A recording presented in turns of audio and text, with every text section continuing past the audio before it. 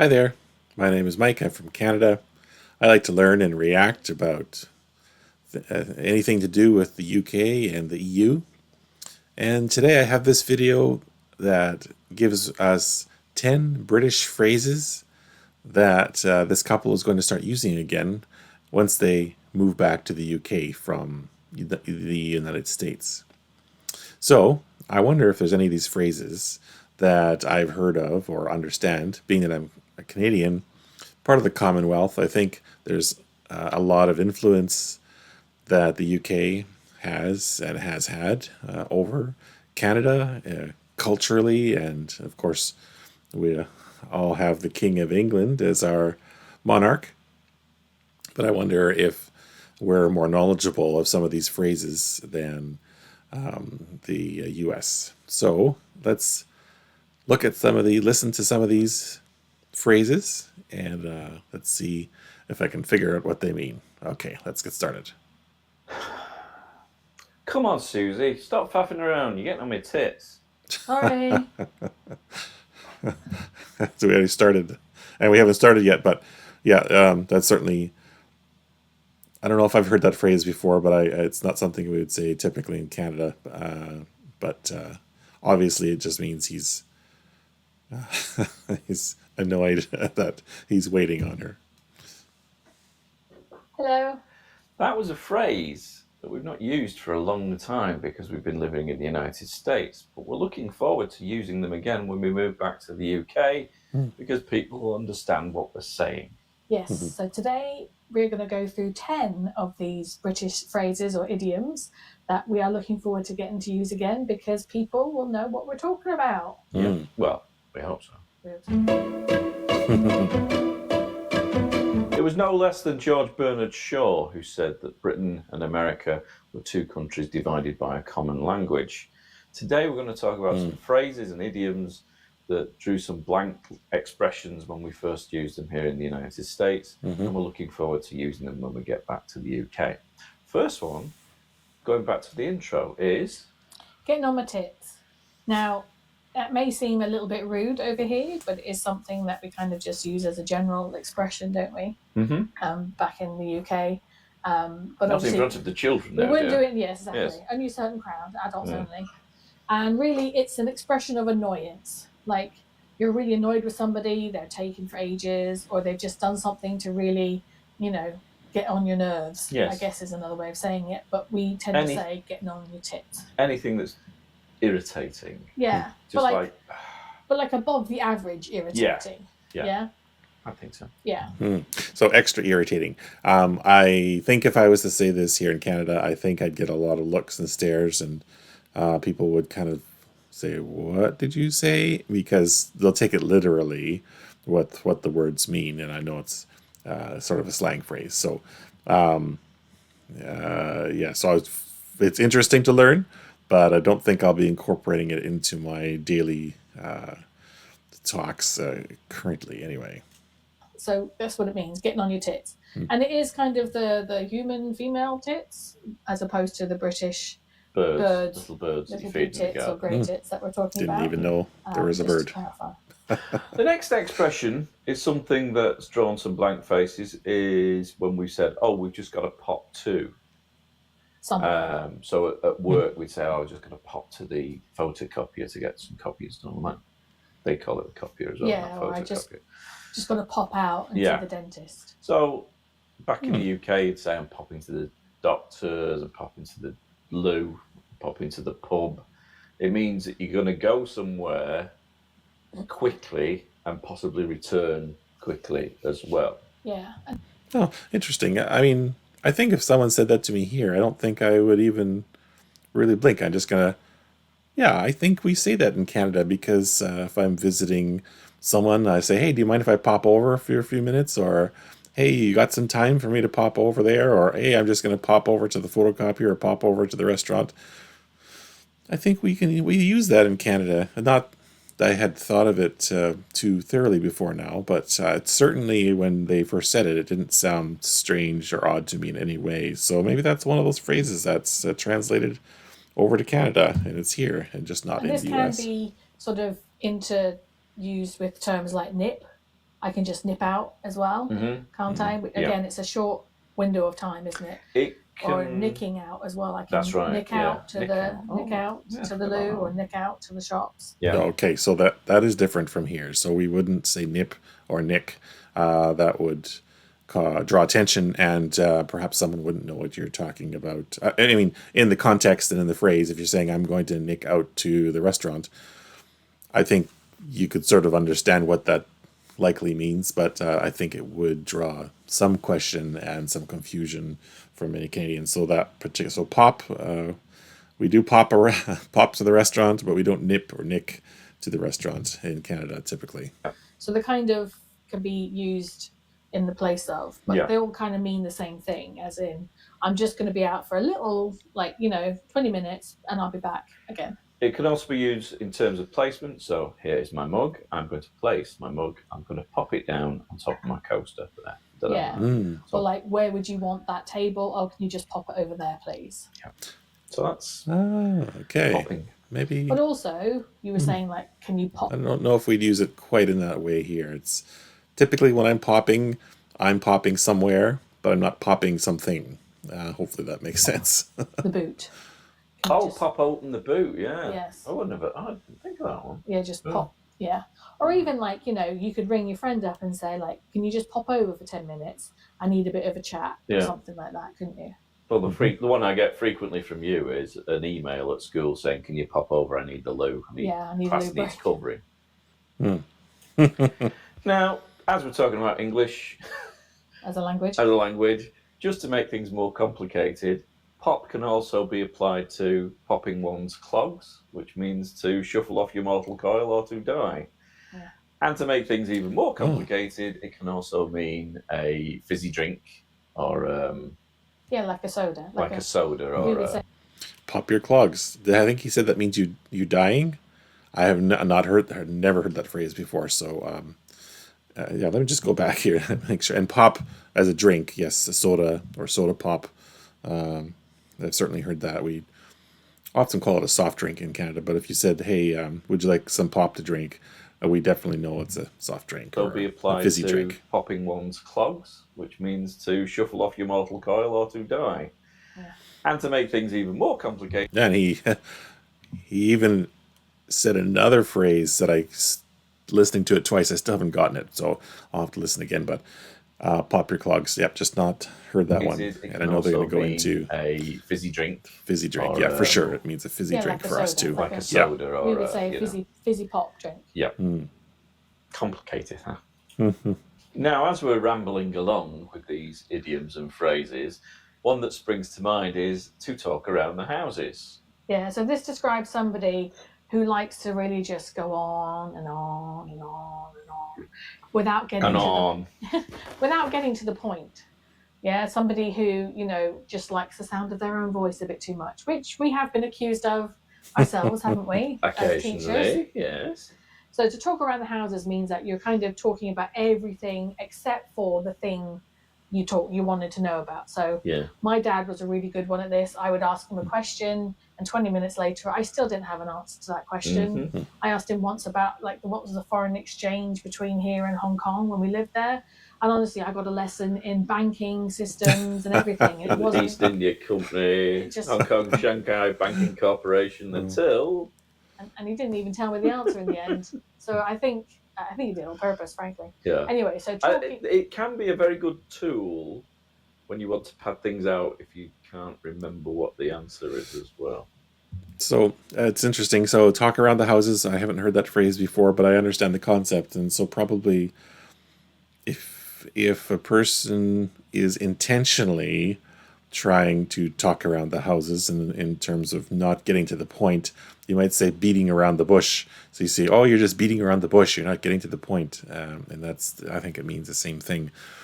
But I think there's also the kind of person that talks around the houses that's not intentionally doing that. They just have lots to say and they love talking. So you might say maybe afterwards that, oh, so-and-so was talking around the houses, but it seems like it could be intentional or unintentional. So Yeah, I think that's why Dad used it. I think It's either that that's why or, why I use it at school quite a lot. or it's one of those things of like, just don't bother asking me because you're never actually going to get the right answer. So yeah, talking around the houses.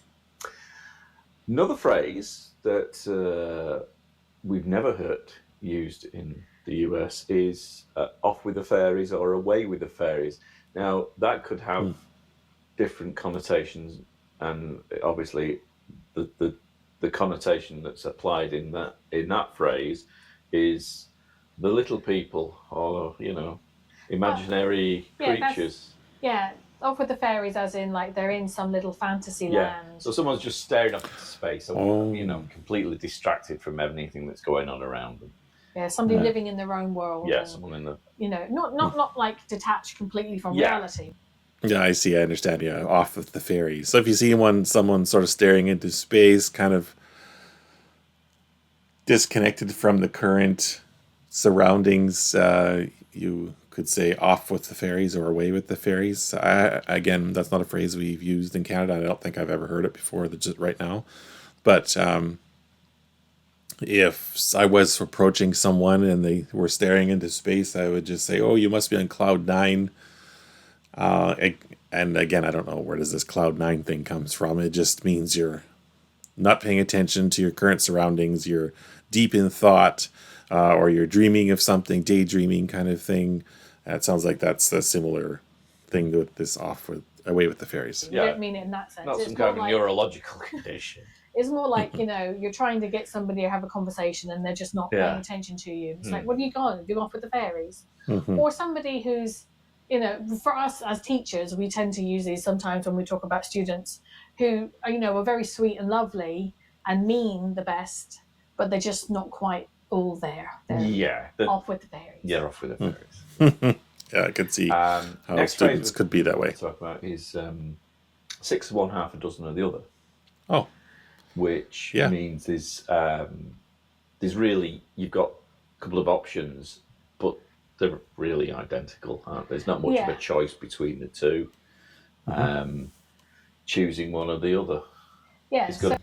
That is a very common phrase here in Canada. I've heard that many times. Exactly how he described it. I have the same understanding of this phrase. I didn't think of this as a unique phrase. I thought it was fairly universal, but maybe it's not used in the United States. I know that's their comparison, the US to the UK. But in Canada, this is very, I don't hear it every day, but it's certainly a phrase I've heard lots of times before. They result in the same thing. So it's kind of like, if you were given the option of, do you want, some lemonade, or there's the pink version. It's like, well, one's just pink and one's just yellow, so it's really 6 of one, half a dozen the other, isn't it? Yeah, exactly the same. A close relation, I would say, to that particular phrase is swings and roundabouts. Yeah, but I feel like swings and roundabouts is slightly different because it kind of means more like you're just going to end up where you started. Yeah, I suppose so. It's like, Okay, so I haven't heard this phrase before, swings and roundabouts, but knowing what a swing is and knowing what a roundabout is, I can see how on either of those, if you're on a swing or on a roundabout, if you stay on it, you will end up back at the same spot again. So I can see how that makes sense. But this is a phrase I'm not familiar with. I haven't heard this one before. So it's very interesting. We could, if say, for example, I was saying to Paul the weekend, well, we need to, pop to the shops and then we have to nick to the bank for a little bit. Can you figure out the best route for us to come back? And he'll talk around the houses for a bit because he'll give me all of these options. And then I'm like, well, it's all swings and roundabouts, really, isn't it? Because, it's going to take 25 minutes going the first way and it's going to take 25 minutes going the second way. So it doesn't really matter at the end of the day. Say swings and roundabouts. Your option is you're going to have to drive from point A to point B, or you can take a train from point A to point B. The faff going to the train station at either end and walking from your train station to your destination could last as long as the time you spent in traffic in the car. So you really, it's whether it's whichever one you want to take. So sometimes it's kind of just like, what's the lesser of two evils kind of thing, isn't it? So one phrase that I miss using quite a lot is bog standard, because I as a child, actually lived in the US for a while until I was about 9 years old. And so when I went back to the UK, I didn't really understand this term at all. So once I figured out what it meant, I was using it all the time. Bog standard just means kind of like the basic version of something, without anything added. Yeah. So you could have maybe like your bog standard, Ford Escape. Yeah. But then you could add in there the SE or the titanium edition or whatever. Yeah. I've not heard this phrase before, so I'm not familiar with it. But bog standard, so basic. So yeah, what would I say here? So they were mentioning a Ford Escape, a car, right? So what's the basic version of it, or the entry level version, or the default version? Maybe those are some of the phrases I might use, but I wouldn't say bog standard, so it's new to me, but very interesting. Or you have like the bog standard version of a sandwich without added pickles and lettuce and all of this business. Now, I didn't really hear this used in language until I started work when I was about 18, 19. And one of the people that I worked with, it was their go-to phrase was bog standard, bog basic, talking about setting up various types of accountancy practices and that. So, it can be applied to many things. It can be. It's a pretty useful one. But then on top of that, then you can have this phrase called bells and whistles. So this kind of works nicely because if I think about going back to my sandwich analogy, if I had a bog standard sandwich and I wanted to have the lettuce, the onion, the tomato, the pickle, and all of that, we would say, well, I want you to add all the bells and whistles. Yeah. So it's interesting. This is very well known in Canada. Yeah, if you want the top of something, or you want the most deluxe, or include all the options, you want all the bells and whistles. I just bought a new car and it has all the bells and whistles. I just got a new, something, a computer, and it has all the bells and whistles, the biggest memory and the fastest speed. So I think bells and whistles is very well known, very common in Canada. And I would say of all the phrases they mentioned so far, this is maybe the most common one that we use. That's very common, and it's very well known in Canada. So now, my immediate go-to was back to the car thing. Oh, okay. Because all the things that don't normally come as standard would be the extras, the added extras, and those would be all the bells and whistles. Yeah, like the Bang & Olufsen surround sound and all of that. Ooh. Yeah, and the heated seats. Tetris here. All of that. I know the other thing then when you're talking about sandwiches is if it's someone in an American audience, they won't understand. Well, maybe a simple sandwich because Well, maybe I use a burger sandwiches instead. here then. like that. Like you can just get a hamburger, can't you? Yeah. And then they can say things like, I don't know, what did they say at Five Guys, like all the way or something like that? Yeah. So with everything included, it would be with all the bells and whistles. Yeah.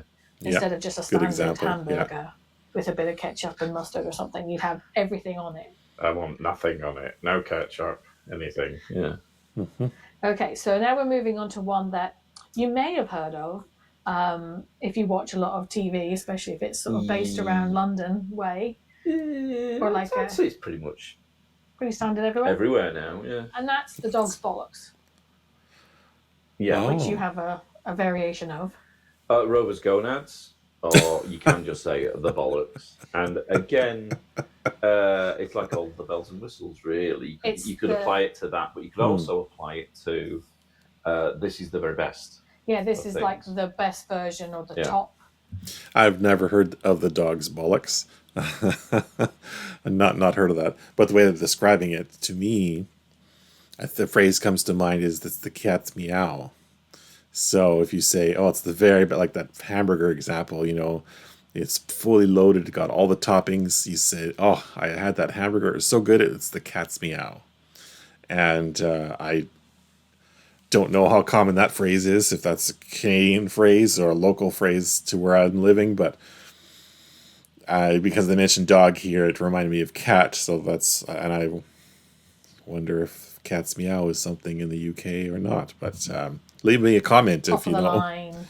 sort of Dog's version of bollocks. something, or even a person, like, you know, or an outfit. You know, you could say I'm like looking like the dog's dog's bollocks. bollocks. You know, like Hmm. I've got myself and I look great. Which, sort of when you thing. think about it, you know, Yeah, it doesn't actually mean you yeah, look like Aye. things hanging between a dog's legs. No, yeah, it actually means like you've gone the extra mile to look really. I got to go dress up real nice and go to my wife and say, "So, do I look like the dog's bollocks?"